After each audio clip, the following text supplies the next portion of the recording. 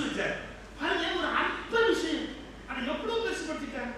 கல்யாண வீடுகள்ல நிறைய திருமணங்கள் நின்று போட்டு நீங்க காரணம் பார்த்தா ஒரு என்ன வான்னு கேட்கல அப்படின்னா கேட்காமையே நம்மள பண்றியே என்ன சில பேரு கல்யாணத்துல போய் கலாட்டா பண்ணுவோம். என்ன தெரியுங்களா, எனக்கே பத்திரிகை கொடுக்கல, நீ வரப்படாதுன்னு கொடுக்கல, பத்திரிகை கொடுக்கலன்னு கேட்கறான். என்ன மரியாதை தப்பு இல்ல.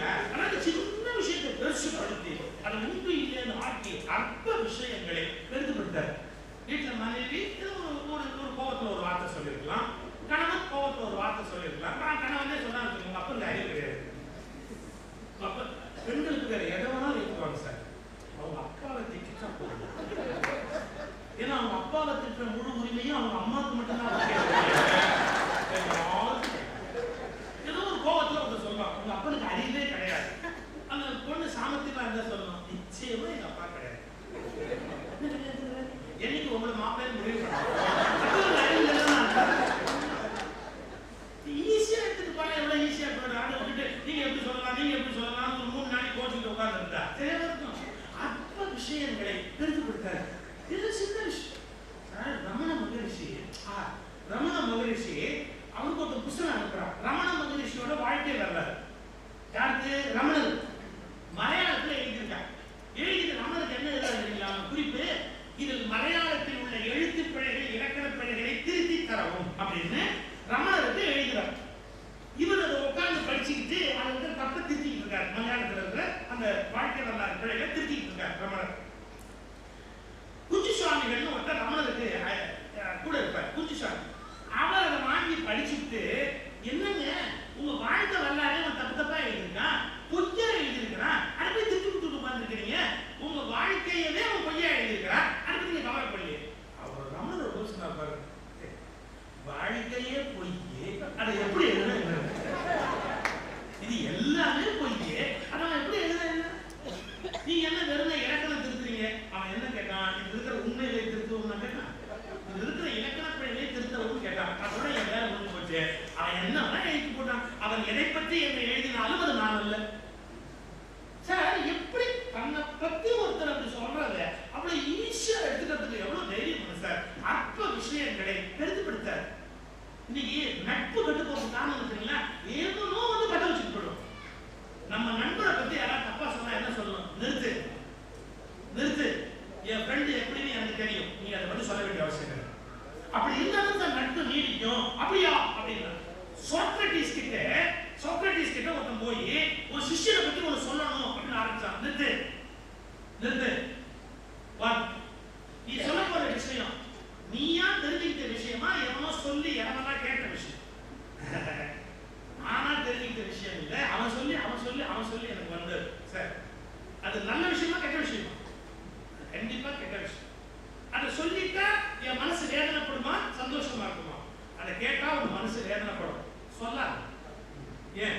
முதல் விஷயம் அது உண்மையா பொய்யானே தெரியாது. ரெண்டாவது அது ஒரிஜினலா உனக்கு தெரியுது இல்லை. அதை விட ரொம்ப முக்கியம், அதை கேட்டா என் மனசு வருத்தப்படும் அப்படிங்கிறது. இது கெட்ட விஷயம் சொல்லிட்டேன், நான் தெரிஞ்சுக்காமே இருக்கிறது உத்தமம் இல்லையா? நான் தெரிஞ்சுக்கவே விரும்பல, கெட்ட காரியம். இதே கருத்தை வேற ஒரு இடத்துல சொல்றாங்க மகரிஷி.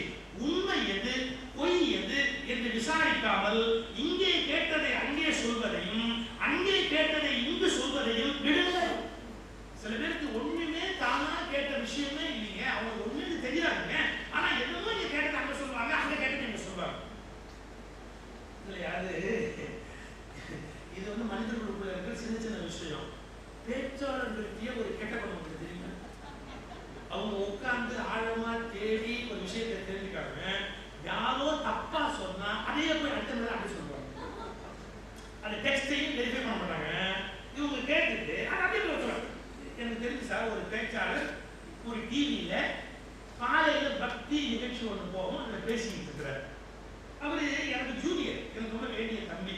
அவர் ப்ரோக்ராம் போகுது, எனக்கு ஒரு ஃபோன் பண்றாரு, அவன் பேசலாம் கேளுங்க அப்படி உடனே டிவி ஆன் பண்ணி பார்த்துக்கிட்டு வருது. அவன் அச்சான் சார் பேச்சுக்கு நடுவில் திடீர்னு ஒரு வார்த்தை சொன்னாங்க. வேத காலத்திலேயே கோயில்களுக்கு லுங்கி கட்டி கொண்டு போகக்கூடாது என்று ஒரு விதி இருந்திருக்கிறது. வேத காலத்திலேயே லுங்கி கட்டி கொண்டு கோயிலுக்கு போகக்கூடாதுன்னு சொல்றாங்க. ஜனங்கள்லாம் கை தட்டுறாங்க, ஒரு 500 பேர் கை தட்டுறாங்க. நான் உடனே அவன் நம்பரை போட்டு, ஏ தம்பி வேத காலத்துல கோயிலே கிடையாது, கிடையாதுடா. அப்பெல்லாம் இயற்கை வழிபாடு, யாகத்துல தான் வழிபாடு பண்ணுவாங்க. வேத காலத்துல கோயிலே கிடையாதுடா. அதை விட முக்கியம் லுங்கியே கிடையாது. லுங்கி எல்லாம் பின்னாடி விட்டுருக்கா. நீ போட்டு விட்டு விடாசல வேத காலத்திலேயே கோயிலுக்கு லுங்கி கட்டி கொண்டு கோயிலுக்கு போக கூடாதுன்னு சொல்றேன். சொன்னான், தலைவா உங்களை யாரு என் பேச்சை எல்லாம் கேட்க சொல்றாங்க? அனாவசியமா அறிவாளி எல்லாம் என் பேச்சை கேட்டு கூட சொல்றாரு அப்படிங்கிறான். வேண்டிய பையன் சொல்லுறா, அது தப்புடா. அவங்க வந்து ஃபர்ஸ்ட் ஹேண்ட் இன்ஃபர்மேஷன் இல்லாத விஷயத்தை ஸ்டேஜ்ல சொல்லக்கூடாது. நான் சொல்றேன், சில பேர் என்ன பண்ணுவாங்க, எங்கேயோ யார்கிட்டயோ கேட்பாங்க சார், அப்படியே ரிப்ளிகாவா இருப்பாரு. அது வெரி டேஞ்சரஸ், வெரி டேஞ்சரஸ். எவ்வளோ ஒரு கேள்வி கேட்டாங்க, எங்க இருந்து சொல்லு, எந்த புத்தகத்துக்கு சொல்லு அப்படின்னா சிக்கிக்குவோம். ஸோ கேட்கறத சொல்லலாம், கேட்டுட்டு வெரிஃபை பண்ணணும். அதுக்காக இஸ் இட் கரெக்ட்? நான் சொல்லுமா, கெட்ட வார்த்தை பேசுவது எவ்வளவு தவறோ அவ்வளவு கேட்ட வார்த்தை பேசுவதும் தவறு. கெட்ட வார்த்தை பேசுவது எவ்வளவு தவறோ அவ்வளவு தவறு கேட்ட வார்த்தை பேசுவதும் தவறு. ஏன் கேட்டதாலே உண்மையாகாது. அப்ப நம்ம வெரிஃபை பண்ணணும், கரெக்டா பொய்யா உண்மையா சரியா தப்பா எவ்வளவு சொல். சார், இந்த திருவிளையாடல் புராணம்னு சினிமா வந்தது. அது ஒரு வசனம் வரும், என்ன தெரியுங்களா? நெற்றிக்கண்ணை கோட்டிலும் குற்றம் குற்றமே என்ற நக்கீரர் பரம்பரை. இந்த அந்த படத்துல எடுத்திருக்கிற மாதிரி அபத்தமான விஷயம் திருவிளையாடல் புராணத்துல கிடையாது. ஒரிஜினல் டெக்ஸ்ட் பல பேர் படிக்கவே. அந்த கதையை என்ன அழகு தெரியுங்களா? சிவபெருமான் வந்து நிக்கிறார்.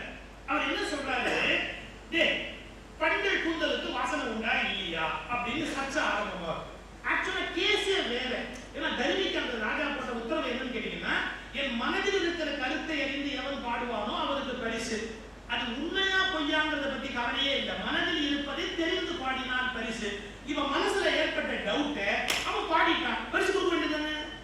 நக்கீரன் குறுக்க வந்தான். குறுக்க வந்தது பரிசு இல்லையே, குறுக்க வந்து நின்றுட்டு பரிசு கொடுக்க விடல.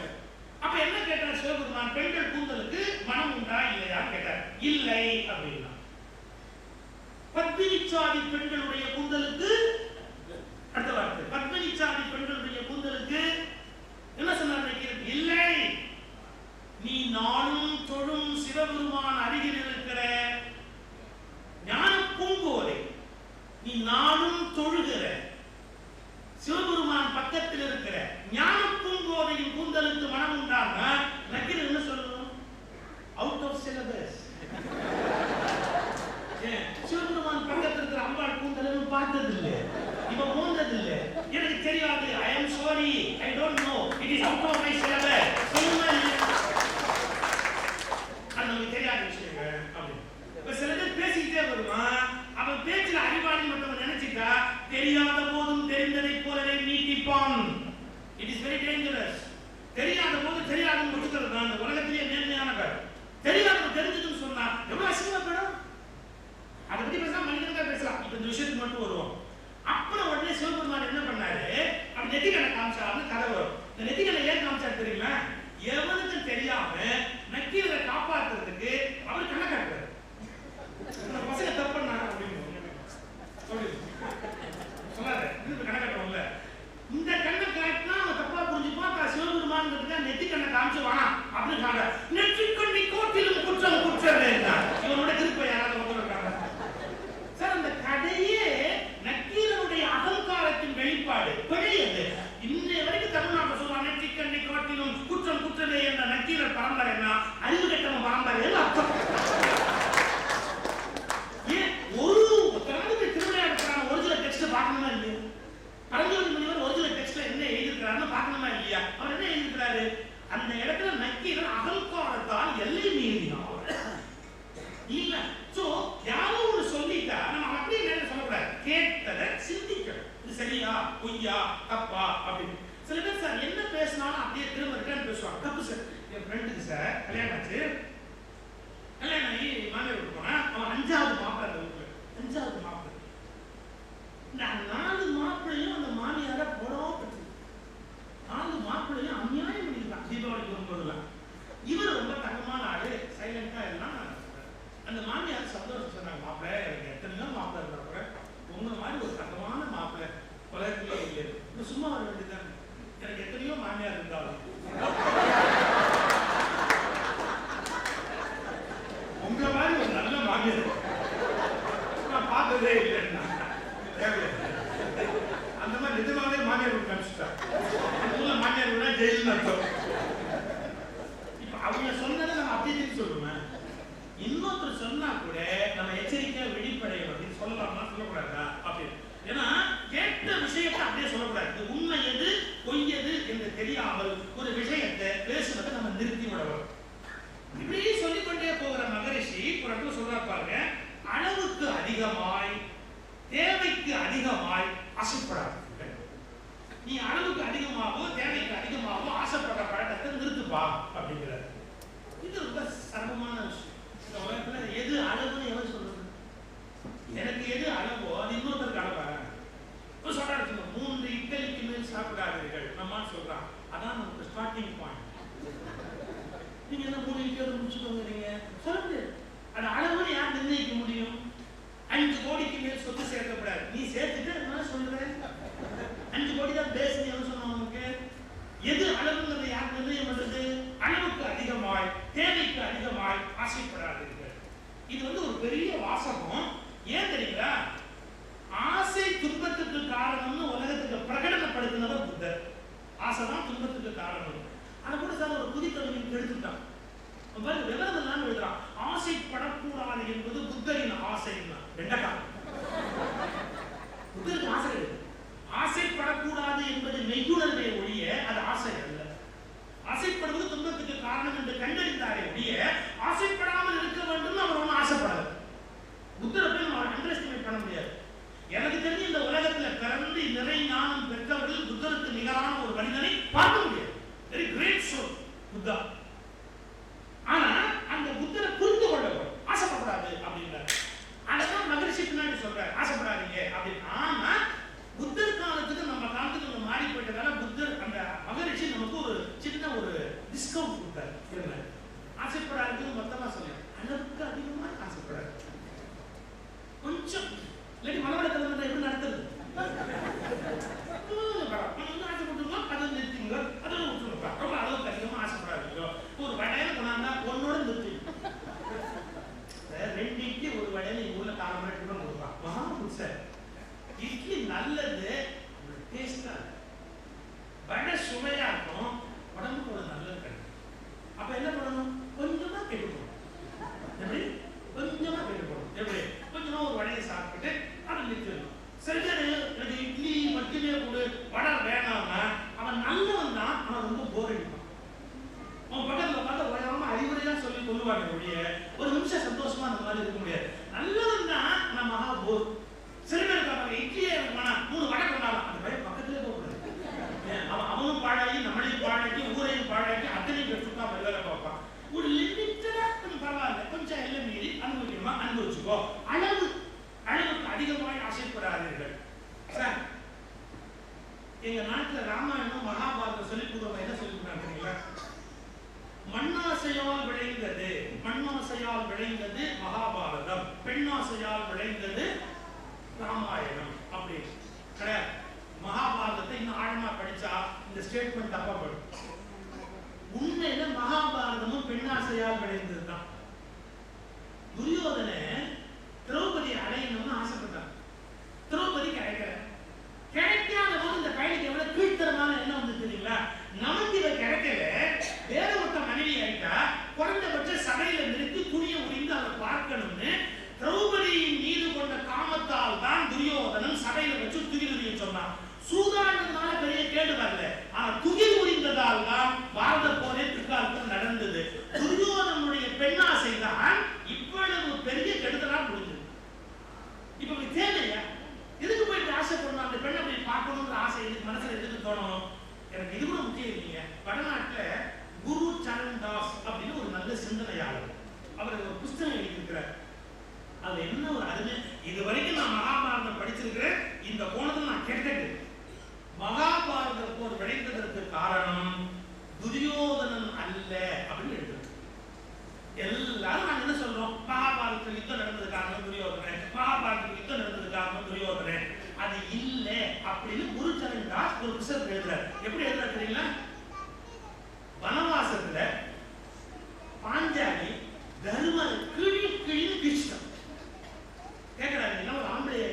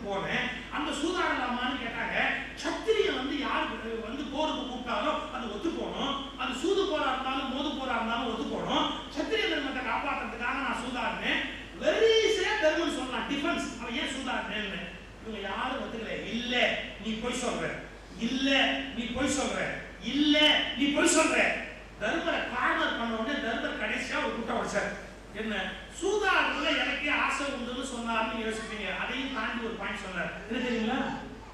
இல்ல அந்த சூதாடணும்னு சொன்ன உடனே என் மனசுல ஒரு ஆசை உண்டாச்சு. என்ன இந்த ராஜ்யத்தை பெரிய திருநாட்டை பிரிச்சு கொடுத்தப்போ துரியோதனுக்கு பாதி எனக்கு பாதி கொடுத்தாருல்ல. இப்ப சூதாடும் போது நான் போடுறாப்புல காய் விழுந்துட்டா துரியோதன ராஜ்யமும் எனக்கு வந்துடுமேன்னு எனக்கு அல்பத்தனமா தோணுச்சு. அதனாலதான் சூதாடுறேன். என்னது துரியோதனுடைய ராஜ்யமும் எனக்கு வந்துடும் அப்படிங்கிற அல்பத்தனமான எண்ணம் எனக்கு வந்தது. அதனால சூதாடுறேன். இப்ப புரிஞ்சுக்கோங்க, இந்த உலகத்தில் மகாபாரத போர் நடந்ததற்கு காரணம் தருமர் என்ற நல்லவனுக்கு துரியோதனன் சொத்தையும் அடைய வேண்டும் என்ற அல்பத்தனமான ஆசை வந்ததால் மிகப்பெரிய மகாபாரத போர் நடந்து விட்டது.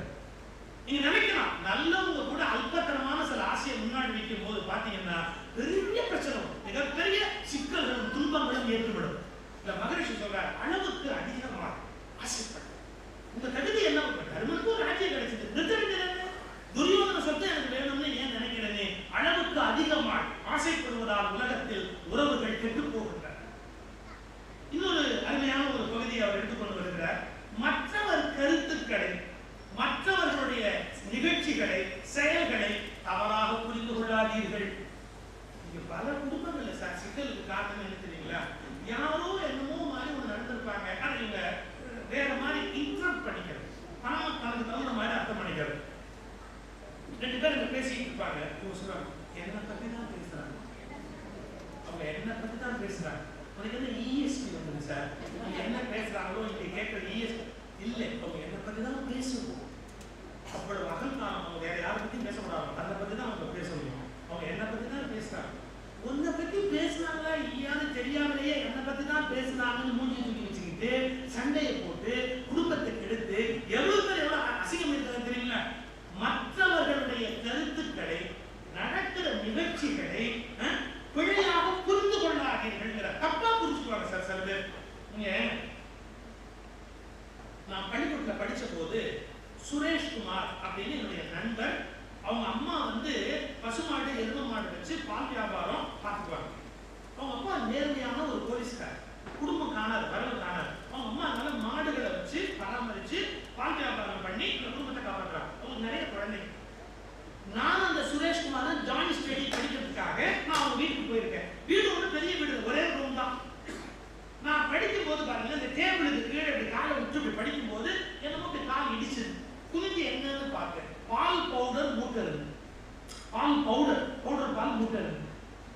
நான் சும்மா இருக்கணும்ல, டேய் உங்க வீட்டுல பால் வியாபாரம் எப்படி நடக்குதுன்னு கண்டுபிடிச்சுட்டு பசும்பால் இளம்பால் நிற்கிறாங்க, பால் பவுடர் இப்ப என் காலுக்கு கீழே ஆப்பிடுச்சு. உங்க வீட்டுல பால் வியாபாரம் எப்படி நடக்குதுன்னு எனக்கு தெரிஞ்சு போச்சு. ஊர்ல மற்றவங்க எல்லாம் மாட்டுப்பால்னு சொல்லி விற்கிறீங்க, இந்த பவுடர் பால் தான் விற்கிறீங்க அப்படின்னு. ஆனா இலங்கையில் இருக்கிறவங்களுக்கு ஒரு பெரிய பாதிப்பு உண்டுபடாது. பவுடர் பாலோடையே குடித்தவன் நடத்தி படைக்கிறதுனால பசும்பாலா எதிர்பாலா பாலா இருந்தா என்ன ஒன்றும் பெருசா பாதிக்க மாட்டோம். நாங்க துடிச்சிருவோம். எங்களுக்கு பவுடர் பால்லாம் தொண்டை குடிக்குள்ள இறங்குனதே இறங்காது, எங்களுக்கு மாட்டுப்பால் தான் இறங்கும். சரி அதுங்க நான் கமெண்ட் அடிச்சிட்டேன், உங்க வீட்டு பால் வியாபாரம் எவ்வளவு ஃப்ராடுன்னு தெரிஞ்சு போச்சுன்னு சொல்றேன். என் பின்னாடி இந்த சுரேஷ்குமாரோட அம்மா இந்த தலையில ஒரு தட்டி, கண்ணு அவசரப்பட்டு பேசாத கண்ணு, அவன் வயசு தானே நானு, அப்ப நானும் அந்த அம்மாவுக்கு புள்ள தானே, இந்த தலையில ஒரு தட்டி, கண்ணு அவசரப்பட்டு பேசாத கண்ணு, எங்க மாடு 10 லிட்டர் கறக்கும், 10 லிட்டர் பால் நாங்க ஊற்றும் போது வீட்டுக்கு 1 லிட்டர் எடுத்து வச்சுக்குவோம், எங்களுக்கு 1 லிட்டர் வேணும்னு எடுத்து வச்சுக்குவோம். நாங்க வாடிக்கையா பால் ஊத்துற வீட்டுல யார் வீட்டையாவது 1 லிட்டர் எக்ஸ்ட்ரா கொடுன்னு கேட்டா கொடுக்க மாட்டேன்னு சொல்ல முடியுமா? அப்ப நாங்க பால் அவங்களுக்கு கொடுத்துட்டு எங்களுக்கு இந்த பவுடர் பால் கரைச்சு குடிப்போம். நாங்க இந்த பவுடர் பால் கரைச்சு குடிப்போம். விவரம் தெரியாம பேசக்கூடாது ராஜா அப்படின்னு போனோம். எவ்வளவு பெரிய தவறு. நான் இந்த பவுடர் பால் அரைச்சிட்டு நீ பவுலியா வியாபாரம் பண்றியா, பால் வியாபாரம்னு போய் சொல்றியா? அவங்க எல்லாருக்கும் பால் கொடுத்துட்டு அவங்களுக்கு வேணும்னா குடிக்கிறதுக்கு அந்த பால் பவுடர் வச்சிருக்கிறாங்க. ஒரு வினாடி மற்றவங்களை எவ்வளவு வேகமா நம்ம அண்டர் எஸ்டிமேட் பண்றோம், ஒரு வினாடி மற்றவங்களை எவ்வளவு குறைவா பேசிடுறோம். சில பேர் சொல்றாங்க, நீங்க இப்ப சாப்பிட வேண்டாம் அப்ப சாப்பிடுங்க அப்படின்னு. இன்னும் அந்த பத்தியில உட்கார முடியல, இன்னும் அந்த பத்தியில உட்கார முடியல அப்படின்னா ஒண்ணு வேணும்னு காரணம் இல்லை, ஏதோ ஒரு ஐட்டம் ரெடி ஆகிட்டு இருக்கும், நமக்கு வேண்டியவனா இருக்கிறா கடைசியா போட்டு அனுப்புவோமே அப்படிங்கிற ஐடியால நல்ல எண்ணத்துல சொல்லியிருக்கலாம். இந்த உலகத்துல நல்ல எண்ணத்துல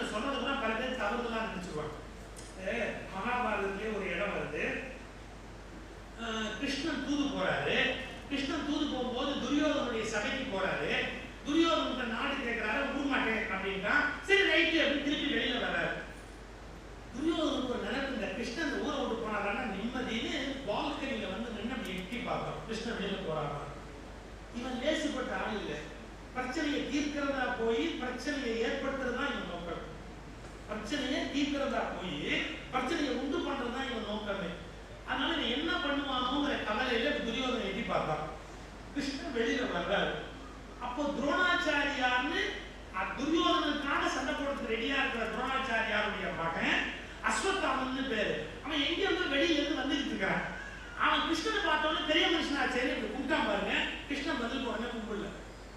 மோதிரத்தை கைட்டி கீழே போட்ட உடனே பெரிய மனுஷன் மோதிரம் விழுந்துருச்சு. அவன் குனிஞ்சு அந்த மோதிரத்தை அப்படி அள்ளி அதை எடுத்து கிருஷ்ணன் கையில கொடுக்கும்போது வேணும்னே அந்த கையை இறுக்கி பிடிச்சி அந்த மோதிரத்தை வாங்கிட்டு மேல இருக்கிற சூரியனை காமிச்சு, சூரியனை ஊர்கோள் சூழ்ந்திருக்கிறது, ஊர்கோள்னா ஒரு வட்டம் இருக்கும், சூரியனை ஊர்கோள் சூழ்ந்திருக்கிறது அஸ்வத்தாமா, இன்னைக்கு மழை வருமான்னு கேட்டான். எனக்கு பேசுற விஷயமா வானிலை அறிக்கையா? என் ஊர்ல ரமணன் ஒரு நல்லவர் இருக்கார், வானிலை நல்ல மனுஷன். ஆனா எனக்கு தெரிஞ்சு அவரை மாதிரி ஞானி ஒரு இடத்துல கிடையாது. எதையுமே உறுதியா சொல்லுவாங்க. மழை பெய்யலாம், பெய்யாமல் இருக்கலாம், மழை பெய்யாலும் பெய்யலாம். அவர் தான் சார் உண்மையான ஞானி. எவ்வளவு எப்போனாலும் மாறலாம் அப்படிங்கிற தத்துவத்தை தெளிவா தெரிஞ்சு வச்ச பிரம்ம ஞானி யாரு கேட்டா ரமணன் தான். இப்ப கிருஷ்ண வானிலை அறிக்கை எப்படி உட்கார்ந்துருக்கீங்களா?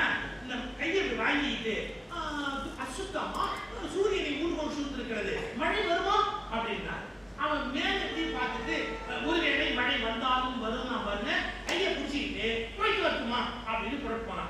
இங்க பேசின எந்த டயலாகும் 300 அடி தள்ளி நிற்கிற துரியோதனுக்கு காதுல விடல. அவனா வசனங்களை ரொட்டிட்டான். இவங்க 2 பேரும் என்ன பேசியிருப்பான். எங்க ஊர்ல ஹிந்தி படம் பார்க்கிற பல பேர் வசனத்தை அவனா ரொட்டிட்டு, ஏன்னா அவனுக்கு ஹிந்தி தெரியாது, படம் ஓடிக்கிட்டே இருக்கும், இவனா வசனத்தை இங்க போட்டுக்கிட்டே இருப்பான் விதவிதமா. அது மாதிரி துரியோதனை வசனத்தை போட்டான். ஓ, இப்ப கிருஷ்ணன் சொல்றான், அஸ்வத்தாமா நீ எனக்கு துணையா இருக்கணும்னு கேட்கிறான் வசனம். இதுக்கு அஸ்வத்தாமன் பதில், கிருஷ்ணா மண்ணறிய பெண்ணறிய உனக்கு நான் துணை அப்படின்னு சத்தியம் கொடுத்துட்டான்னு முடிவு பண்ணிட்டு இனிமே இந்த அஸ்வத்தாமனை நம்ப மாட்டேன்.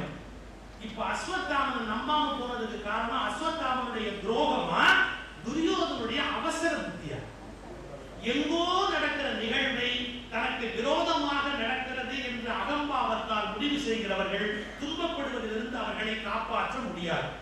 எங்கோ 2 பேர் பேசிக்கிறாங்க, யாரை பத்தியும் பேசிக்கிறாங்க, நமக்கு என்ன, அது நம்மளை பற்றிய விஷயமா இருந்தா காலில் வந்து ஊந்துட்டு போகுது அப்படின்னு யார் வெட்னானிஸா இருக்கிறானோ அவனால்தான் இந்த உலகத்துல நிம்மதியா இருக்க முடியும், உறவுகளை எல்லாம் பேண முடியும். நடக்கிற செயல்களை எல்லாம் தவறுதலாக புகிர்ந்து கொண்டு கஷ்டப்படாது. இன்னொரு அருமையான விஷயம் சொல்றேன், நான் எல்லாத்தையும் இன்னைக்கு பேச முடியாது. நான் பேசி உறவுகள் மேம்படன்னு ஒரு குறுக்கடலை வந்திருக்கு, யூடியூப்ல கூட இருக்கு, அது சீடியாவும் வந்திருக்கு, வாய்ப்பு இருக்கிறவங்க கேளுங்க. அது இதே தலைப்பில் நான் ஒரு 30-40 தடவை பேசியிருக்கேன். ஒவ்வொரு ராமராஜ் காட்டன் ஓப்பனிங் இந்த விஷயம் பேசுற வழக்கம் உண்டு. இல்லை நிறைய சம்பவங்கள் மாற்றி மாற்றி நான் சொல்வதற்கு வாய்ப்பு இருக்கு.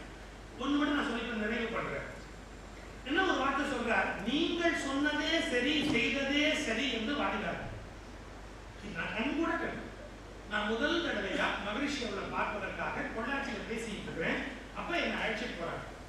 நான் ஒரு சின்ன ஆள் தான், கொஞ்சம் நாள் தான், சைஸ் தான் கொஞ்சம் பெருசு ஒழிய அதுபடி என்ன பண்ண முடியும். நான் போய் கொஞ்சம் பணிவாக உட்காந்து பேசிக்கிட்டே இருக்கும்போது மகரிஷி ஒரு கருத்து சொல்றேன். அவருடைய கருத்துக்கு நான் ஒரு மறு கருத்து சொல்றேன். எனக்கு கொஞ்சம் சிந்திக்கிறது பிடிக்கும், சண்டை போடுறது பிடிக்கும், அந்த கருத்தில் விவாதம் பண்ணுறது ரொம்ப பிடிக்கும். நான் ஒரு கருத்து சொல்றேன், திருப்பி ஒரு கருத்து சொன்னேன் மகரிஷி. நான் உடனே எனக்கு பதில் ஒரு கருத்து சொன்னேன், சிரிச்சார்.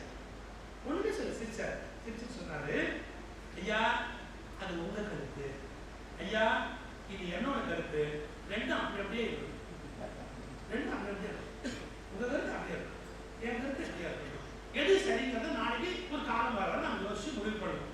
ஒருவேளை நான் உங்க கருத்துக்கும் வரலாம், நீங்க என் கருத்துக்கும் வரலாம், இல்லையா? அது நடக்கிற போது நடக்கட்டும் அப்படின்னு அடுத்த நிமிஷம் அவர் எவ்வளவு பெரிய மனுஷன் சார், என்னை பார்த்து நீ என்னடா என்ன ஏற்று பேசுறதா, என் கருத்துக்கு வந்து பேசுறதா பேசுறீங்க சார், உன் கருத்து அப்படியே இருக்கணுமா, என் கருத்து அப்படியே இருக்கட்டும். இது எவ்வளவு பெரிய பண்பாடு, அவர் எவ்வளவு அழகா சொல்றாரு பாருங்க. இந்த உலகத்துல உங்கள் கருத்துக்களில் உடம்பு பிடியா இல்லாமல் கொஞ்சம் தளர்த்தி கொள்ளுங்கள், பிடிவாதத்தை கைவிடுங்கள். ரொம்ப உறுதியா ஒரே விஷயத்தை பேசி ஒரு பிரச்சனையை வந்து பெருசா கொடுங்க. நான் அதை காது கொடுத்தே கேட்க மாட்டேன், நான் மாட்டிக்கவே மாட்டேன் அப்படிங்கிற அந்த எண்ணம் நமக்கு இருக்கக்கூடாது. மற்றவர்களை விட உங்களையே எப்போதும் உயர்த்தி நினைத்து கர்வப்படாது. எல்லாரோட நான் ரொம்ப உயர்ந்த ஆள், முதல் சொன்னதே கருத்து தான். மறுபடியும் வேறு ஒரு கோணத்துல சொல்லுகிறார். இன்னொன்னு, எல்லோரிடமும் எல்லா விஷயங்களையும் அவர்களுக்கு சம்பந்தம் உண்டோ இல்லையோ சொல்லிக் கொண்டிருக்காரு. இது ரொம்ப பெரிய விஷயம் சார். சில பேர் எல்லாத்தையும் எல்லாத்தையும் புரிய வைக்கணும்னு நினைப்பாங்க. அது நம்ம வேலை. நம்ம சொல்றோம், அவங்க ஏத்துக்கிறாங்க, ஏத்துக்காட்டி போறாங்க. பாருங்க, சொல்றதோட என் வேலை முடிஞ்சு போச்சு. அதை ஏத்துக்கிறத ஏத்துக்காக அவங்க சௌரியத்தை பொறுத்தது. எனக்கு ஆரம்பத்துல நம்ம சொல்ற ஒரு கருத்தை யாராவது ஏத்துக்கலைன்னா அகம்பாவம் ரொம்ப போகும். நம்ம சொல்றோம், அதை கேட்க மாட்டேங்கிறாங்களே அப்படின்னு போகும். அதை ஜனங்க தான் எனக்கு மாத்தினாங்க. நீ என்னவா சொல்லு, நாங்க கை கட்டிட்டு போவோமே ஒழிய அதெல்லாம் நாங்க பெருசா ஏற்றி பார்ப்போம் அப்படின்னு கொஞ்சமா சொல்ல சரி அவ்வளவுதான் அப்படின்னு ஒரு காம்ப்ரமைஸ்க்கு முடிவுக்கு வர. ஆனா சொல்லுவதோடு நம்முடைய வேலை முடிஞ்சு போச்சு. கேட்கறதையும் கேட்காதும் அவங்க சௌரியங்கிறத எனக்கு ஓஷோவுடைய ஒரு வரி தான் கற்றுக் கொடுக்கும். 2 வரி சார். அந்த மனுஷன் ஒரு பேச்சு ஆரம்பிக்கிறார். என்ன ஒரு விஷயத்தை சொல்லும் போது நான் எந்த அர்த்தத்தில் சொல்லுகிறேனோ அதே அர்த்தத்தில் நீங்கள் எடுத்துக்கொள்ள வேண்டும் என்கிற, எந்த அர்த்தத்தில் நான் சொல்லுகிறேனோ அதே அர்த்தத்தில் எடுத்துக்கொள்ள வேண்டும் என்ற கட்டாயம் இல்லை. அவர் சொல்றாரு பாருங்க, நான் சொல்வதோடு நிறுத்திக் கொள்கிறேன். அவரவர்கள் சௌகரியப்படி அர்த்தம் செய்து கொள்கிறார்கள். அவங்களுக்கு எது சௌகரியமோ அப்படிதான் அவங்களால அர்த்தம் பண்ண முடியுமே ஒழிய நாம எதிர்பார்க்கிற மாதிரி அவங்க அர்த்தம் பண்ண முடியாது. இப்ப பஸ்ல உட்கார்ந்து போது பையன் கேட்டான், இந்த பஸ் எப்படிப்பா ஓடுது அப்படின்னு. இவரு மெக்கானிக்கல் இன்ஜினியரிங் படிச்சிருக்கிறார். யாரு? அப்பா. பையனுக்கு கிளாஸ் எடுக்க ஆரம்பிச்சார். அதாவது பெட்ரோல் அது ஃபயர் ஆகி வரும், என்ஜின் ஸ்டார்ட் ஆகும், ஸ்பார்க் உண்டாகும், ஸ்பார்க் உண்டாகணும், பெட்ரோல் அது எனர்ஜியா மாற்றும், அது மோட்டருக்குள்ள போகும், உடனே அது ஓட ஆரம்பிக்கும் அப்படின்னு இவர் ஸ்கூல்ல காலேஜ்ல படிச்ச எல்லாத்தையும் பையனுக்கு பாடம் நடத்திட்டு புரியுதா அப்படின்னு கேட்டாரு. பையன் சொன்னான், சுமார் பஸ் எப்படி ஓடுது நான் கண்டுபிடிச்சேன். எப்படி கண்டக்டர் விசில் கொடுத்தா பஸ் அவன் எதுக்கு ஒரு அர்த்தம் பண்ணிட்டு போவான்னு ஒழிய இவர் சொல்ற அர்த்தத்துல அர்த்தம் பண்ண கட்டாயம் இருக்கு. சொல்றது நான் சொல்றதை சொல்லிடுவேன். இப்ப சொல்லிட்டு நான் ஓஷோ சொன்ன வார்த்தையே, சொற்கள் என்னுடையவை, அர்த்தங்கள் உங்களுடைய. சொற்கள் என்னுடையவை, அர்த்தங்கள் உங்களுடைய. அதுக்கப்புறம் நம்ம யாருமே இந்த உலகத்தை சண்டைப்பட முடியும். எவ்வளவு பெரிய விஷயத்தை அந்த மனுஷன் எவ்வளவு எளிமையா சொல்லிட்டு போறான். இது மாதிரி நூற்றுக்கணக்காக நம்ம யோசிக்க வேண்டிய மிக நல்ல விஷயங்கள். எல்லோர் இடத்திலும் எல்லா விஷயங்களையும் அவர்களுக்கு சம்பந்தம் உண்டோ இல்லையோ சொல்லிக் கொண்டிருக்கிறார்கள். அவர்களுக்கு தேவையா தேவையில்லையா. இன்னொன்று, பிரச்சனைகள் ஏற்படும் போது மற்றவர்கள் முதலில் இறங்கி வர வேண்டும் என்று காத்திருக்காங்க. ஏன் அவன் இறங்கி வரட்டுமே, அவன் பணிந்து வரட்டுமே, அவன் தாழ்ந்து வரட்டுமே. மற்றவர்கள் இறங்கி வர வேண்டும் என காத்திருக்காமல் நீங்களே பேச்சை துவக்க முன்வார். வீட்டுல சண்டையா இருக்கலாம், நண்பர்களுக்குள்ள கருத்து வேறுபாடா இருக்கலாம், எதுவா இருந்தா என்ன, நான் போறேன் சார், நான் பேசுறேன் சார், என்ன கெட்டு போச்சு, அந்த மாதிரியான மனோநிலையை நாம் இந்த உலகத்தில் நினைத்துக் கொள்ள வேண்டும். இப்படி நூற்றுக்கணக்கான வாழ்க்கைக்கு பயனுடைய அருமையான பல செய்திகள். சரி, ஒரு 5 நிமிஷம் எனக்கு சொல்லப்போற விஷயம் முக்கியம். நீங்க செஞ்சுக்கிட்டு இருக்கிறது சில நேரங்களில் சில சங்கடங்களில் சகித்தான் முக்கியமான விஷயம். இதை தெரிஞ்சுக்கிட்டா வாழ்க்கையில உறவுகளை காப்பாற்று. எப்பவுமே நமக்கு பிடிச்சவங்களா சுத்தி இருக்கணும். கொஞ்சம் கொஞ்சம் பேருதான் இருப்பாங்க. நம்ம டிரைவர் சில சமயம் நம்ம சொன்னதை கேட்பாரு, சில சமயம் நம்ம சொன்னதை கேட்கக்கூடாதுன்னு சபதம் பண்ணிட்டே வரும். எத்தனை இருக்கு இன்னைக்கு உலகத்துல. ரொம்ப நம்ம அவனை போட்டு காட்சி எடுத்துன்னு வச்சுங்க, எங்கே வந்து ஒண்ணி விட்டுருவாரு. சரி, இன்னைக்கு அவர் மூட்ல இல்லை, அவர் சோறு விட்டு போட்டு கூட்ட வேண்டியது. இப்போ சில நேரங்களில் சில சங்கடங்களை சகிச்சுக்கிறதுக்கு பக்குவப்பட்டாதான் இந்த உலகத்துல உறவுகளை காப்பாற்றும். இப்போ நேற்றுக்கு நம்ம எவ்வளவு பேர் இருந்தோமோ அதை விட கூடுதலா ஒரு இடத்துல தக்க வேண்டி வந்ததுன்னா நான் என் சௌரியப்படி தான் இருப்பேன் நம்ம யோசிச்சு வச்சுங்க, எவ்வளவு பேருடைய மன கசப்பு உண்டாகும். எப்போ வசதி முன்னுக்குன்னா இருக்கும், சாப்பாடு கொஞ்சம் முன்னுக்குன்னா கிடைக்கும், இல்லை ஒரு தூக்கத்துக்கு கொஞ்சம் முன்னுக்குன்னா ஒரு நேரம் ஆகும், பரவாயில்ல.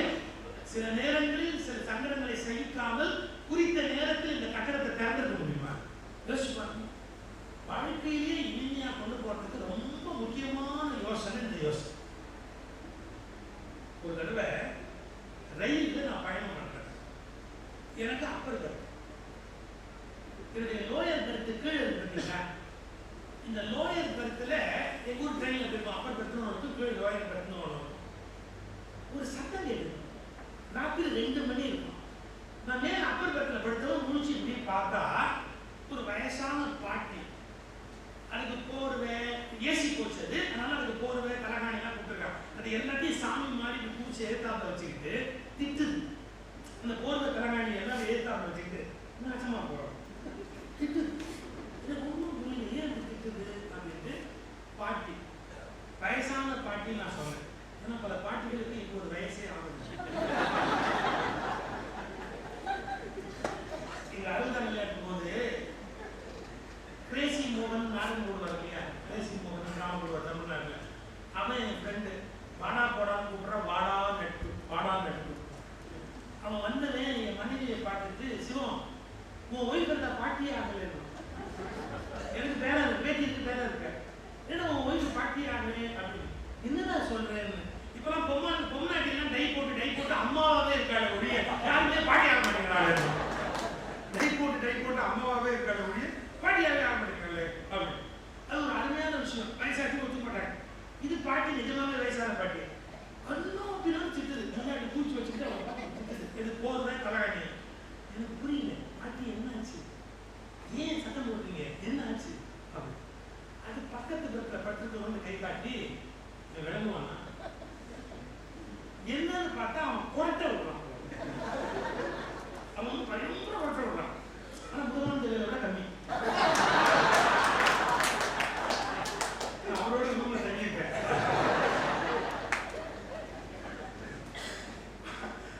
அவன் உற்சாகம் பயங்கர சவுண்டு, ஒரு குரட்டை. இந்த பாட்டி சொல்லுது, இந்த குரட்டையில மனுஷன் தூங்க முடியுமா, இந்த குரட்டையில மனுஷன் தூங்க முடியுமா. இவ்வளவு நேரம் நான் தூங்கியிருக்கேன், இப்ப அது என்ன நினைச்சிருக்கு. நான் சொன்னேன், பாட்டி அது கொட்டை விடுறாங்கிறது உண்மைதான், ஆனாலும் அது டிக்கெட் உள்ள கொட்டை. அவனும் காசு கொடுத்து ஏசி போச்சு டிக்கெட் வாங்கிட்டான். அவன் லீகலா கொட்டை விடுறான். இது இல்லீகல் கொட்டை இல்லை, லீகல் கொட்டை விடுறான். அவன் வாங்க காசுக்கு அவன் கொட்டையை அவன் விடுறான். நான் என்ன பண்ண முடியும், பேச தூங்க வேண்டியதானே அப்படின்னு. எப்படி தூக்கம் வரும் என்ன. நான் அவன் கொட்டையை கவனிச்சேன், அவன் வித்தியாசமா கொட்டை விடுறான். புரியுதுங்களா, முதல்ல இந்த குரட்டைக்கு ஒரு பேஸ் சவுண்ட் கொடுக்குறான், அப்புறம் அதை விட உச்ச ஸ்டாயிலுக்கு போறான், அப்புறம் அதுக்கு மேல் ஸ்டாயில போய் சென்சார் பண்ணி அவங்க சவுண்ட் கொடுத்து அந்த குரட்டை பிடிக்கிறான். அது வித்தியாசமான, நான் அது மாதிரி ஒரு குரட்டை நான் பார்த்ததே கிடையாது. அப்சர்வ் பண்ண உச்சா பாருங்க, அந்த குரட்டை என்ன டக்குன்னு விட்டான். இப்போ பாட்டு சொல்லு, தூங்க முடியுமா, தூங்க முடியுமா. எனக்கு கடவுள் ஒரு வர விட்டுருக்காரு சார். எப்பவாவது நான் படிச்ச விஷயங்கள் பிரச்சனையா இருக்கும்போது அட்டத்துக்கு ஞாபகம் இருக்கும். நம்ம டாக்டர் கிளாஸ் எடுத்தாரு, ஆல்பாவில் படித்தது பீட்டா வராது, கன்ஃபியூஷன். எனக்கு எப்ப ஆல்பாவோ பீட்டாவோ அது எப்ப வரணுமா போகும், அது எப்படி. எனக்கு இந்த பாட்டி அவஸ்தப்பட்ட உடனே இதுக்கான சொல்யூஷன் ஆன்சர் வந்துச்சு. கொஞ்சம் சைக்காலஜி படிச்சிருக்கேன், கொஞ்சம் சைக்காலஜி படிச்சிருக்கேன். சைக்காலஜில என்ன சொல்றேன்னா, உங்களுக்கு பிடிக்காத விஷயம் நடந்து கொண்டிருக்கிற போது, உங்களுக்கு முற்றிலும் பிடிக்காத ஒரு விஷயம் நடந்து கொண்டிருக்கிற போது, அது உங்களுக்கு எரிச்சலையும் தூக்கமின்மையையும் வருத்தத்தையும் உண்டு பண்ணினால், அதற்குள் உங்களுக்கு பிடித்த ஏதேனும் ஒரு நூல் இழை இருந்தால், அதில் மனதை வைத்துக் கொண்டிருந்தால் அந்த எரிச்சல் தெரியாது. இந்த கற்றுக் கொடுக்கறதுக்கு எங்க ஊர்ல 1 லட்சம் ரூபாய் வாங்குவோம். இந்த டெக்னிக் கற்றுக் கொடுக்கறதுக்கு 1 லட்சம் ரூபாய் வாங்குவோம். இப்ப நான் சந்தோஷமான செய்தி ஒன்று சொல்ல போறேன். நான் 1 ரூபாய் கூட வாங்காம இதை சொல்ல போறேன். 1 ரூபாய் கூட வாங்காம இதை சொல்ல போறேன்.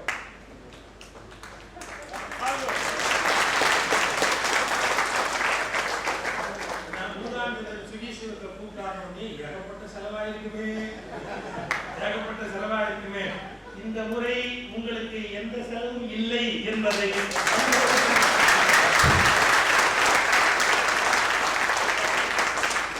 இந்த முறை மட்டுமே என்பதை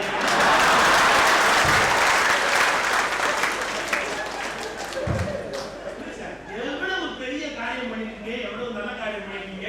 என்னால் முடிஞ்ச ஒரு சின்ன உதவி நான் பண்ணா போனா மரியாதை ஆகுமா. என் விமான செலவு உட்பட உங்களுக்கு செலவு இல்லை, என்னுடைய செலவு இல்லை.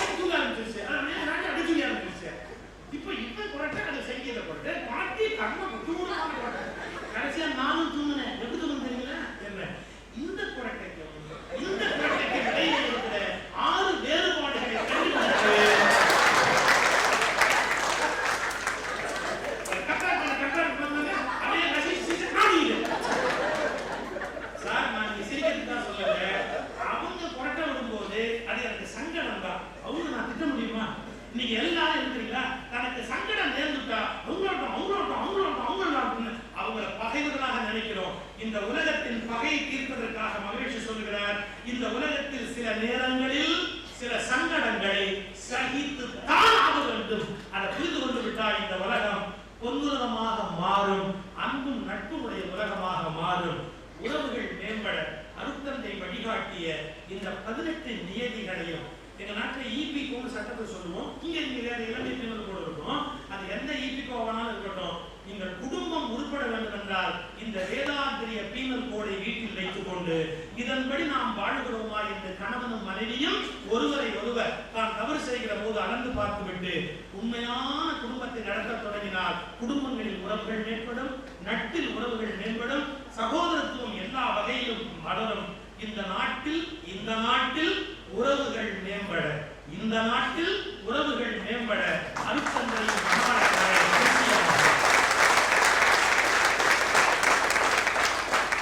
முற்றிலுமாக பயன்படுத்துங்கள் என்ற பணிவன்போடு வேண்டி நேற்று ஐயா முருகானந்தவேல் அவர்களையும் நம்முடைய குழந்தைவேல் அவர்களையும் கௌரவிச்சோம். ரூமுக்கு போன உடனே பிரச்சனை ஸ்டார்ட் ஆயிடுச்சு. எங்க வீட்டமா இதெல்லாம் ஆம்பளைங்களையே பாராட்டிக்கிறாங்க. அது ஆம்பளைங்களே இல்லை, ஆம்பளைங்க தான் உலகத்தில் எல்லாம் சாதிச்சாங்களா? அப்ப அதுக்கு காரணமா அந்த பெண்களை பற்றிய கவலை எல்லாம் உங்களுக்கு இருக்காதா? அவங்களெல்லாம் நீங்க யோசிக்க வேண்டாமா? இப்படிதான் எல்லாரும் உங்களை பாராட்டுறாங்க. நீங்க இவங்களை பேசுறதுக்கு என்ன காரணம்? நான் உங்களை சத்தியமா வச்சிருக்கிறதா அதை பத்தி என்னைக்காவது நீங்க யோசிச்சீங்களான்னு கேட்டாங்க. அதனால நம்முடைய முருகானந்தவேலுடைய துணைவியாரையும் குழந்தைகளுடைய துணைவியாரையும் அழைத்து இவர்களை இந்த பணி செய்வதற்கு நீங்கள் ஒத்துழைத்தமைக்கும் ஒரு வாழ்த்தையும் ஒரு பாராட்டையும் என்னுடைய துணைவியார் மூலமாக செய்து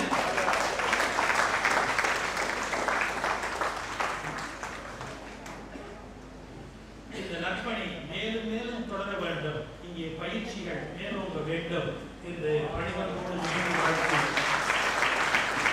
விடைபெறுகிறேன்.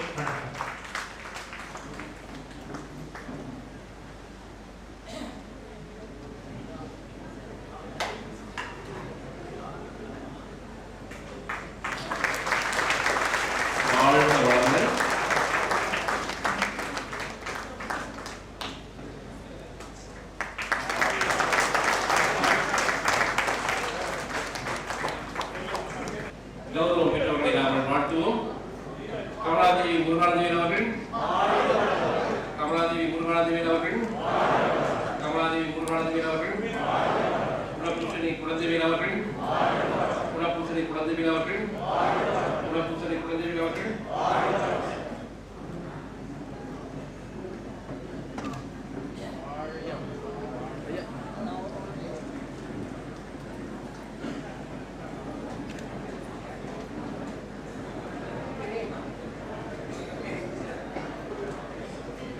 அனைவருக்கும் இராப்பூசம் தயாராக இருக்கிறது. தயவு செய்து உங்களுடைய இராப்பூசத்தை பெற்றுக் கொள்ளுங்கள் என்று அன்போடு கேட்டுக்கொள்கிறோம். சுவையான ஒரு உரையை இங்கே ஐயாவர்கள் வழங்கினார்கள். ஆனாலும் ஏதோ ஒரு வகையிலே காணும் அன்பான ஒரு அன்பளிப்பை வழங்கியிருக்கிறேன் என்று ஐயாவர்கள் சுவிசமாக இங்கே எடுத்துரைத்தார்கள். ஆகவே சுவிசோம் ஐயா அவர்களை நாங்கள் மனமாற வாழ்த்துவோம். எல்லோரும் காலத்திலிருந்து ஐயாவை வாழ்த்துமாறு கேட்டுக்கொள்கிறேன். சொல்வேந்தர் சுவிசோம் ஐயா அவர்கள், சொல்வேந்தர் சுவிசோம் ஐயா அவர்கள், அவரது உடல் நலம், அவரது பொருளாதார வளம், வாழ்வு வளமுடன். அடுத்ததாக நன்றி உரையை காத்திருக்கிறது. அனைவருமே ஆசனத்தில் அமர்ந்து நன்றியை கேட்டு உங்களுடைய லாபத்தை ஏற்றுக்கொண்டு செல்லுமாறு அன்போடு கேட்டுக்கொள்கிறோம். வணக்க வளமுடன். சொல்வேந்தர் சுபிசிவம் ஐயா அவர்கள் இந்த நிகழ்வுக்காக வந்த விமான செலவு உட்பட அவருக்கான அவருக்கு கொடுக்க வேண்டிய அதை இந்த அறிவித்தல் கோயிலுக்காக அன்பளிப்பாக செய்திருக்கின்றார். அதையும் தாண்டி அவர் கடந்த முறை வந்த பொழுது இங்கு நடந்த நிகழ்ச்சியில் கிடைத்த அந்த தொகையை இந்த அறிவித்தல் கோயிலுக்காக தந்தவர் என்ற செய்தியை எனக்கு கிடைக்கப்பட்ட சில நன்கொடைகள் என்னை கண்கலங்க வைத்தது. அதே போல வட இலங்கை சர்வோதயத்தை சேர்ந்த யமுனா அவர்கள் கூட அவர்கள் பல உதவிகள் மூலம் தந்த நிறுவனத்தை நடத்தி கொண்டிருக்கிறார்கள். அவர்கள் கூட பிரான்ஸ் என்று வந்து அவர்களுக்கு கிடைத்த பெருந்தொகையை எனக்கு தந்துதவிக்கிறார்கள். எனவே சுவிசிவம் ஐயா அவர்களுக்கு என்ன மாதிரி நன்றி சொல்ல என்ன சொல்வதென்று எனக்கு தெரியவில்லை. உங்களை நான் வணங்குகிறேன், வாழ்த்துகிறேன். நண்பர்கள் அனைவருக்கும் அன்பான ஒரு வேண்டுகோள். அடுத்த நிகழ்வு எங்களுடைய பெரும்பொருளாக வேலையில் இருக்கிறோம். எங்களுடைய அதிதிகளை நாங்கள் கௌரவித்திருக்கிறோம். அதன் பிறகு நன்றி உரை காத்திருக்கிறது. அதன் பிறகு உடைய ராப்போசத்தை நீங்கள் பெற்றுக் கொள்ளலாம். இன்றைய நிகழ்வின் மாலை செலவதில் எங்களுடைய நிகழ்வில் கலந்து சிறப்பித்த பேராளர்கள் கௌரவம் இலங்கை மரவளக்கலை யாழ்ப்பாண மரவளக்கலை அறக்கட்டளை தலைவர் ஸ்ரீ முருகானந்த ஐயா அவர்கள் கௌரவத்தை வழங்குவார். மூத்த பேராசிரியர் ஆலியாவின் அடுத்த கௌரவத்தை பெற்றுக் கொள்வதற்காக நாங்கள் அன்போடு அழைப்பது எங்களுடைய அறங்காவலர் தனராஜ் அவர்களை அவர்களை அன்போடு அழைக்கிறோம். வாழ்க வளமுடன். கௌரவத்தை பெற்றுக்கொண்ட அன்பு உள்ளங்களுக்கும் கௌரவத்தை வழங்கிய அன்பு உள்ளதற்கும் எனது நன்றிகள்.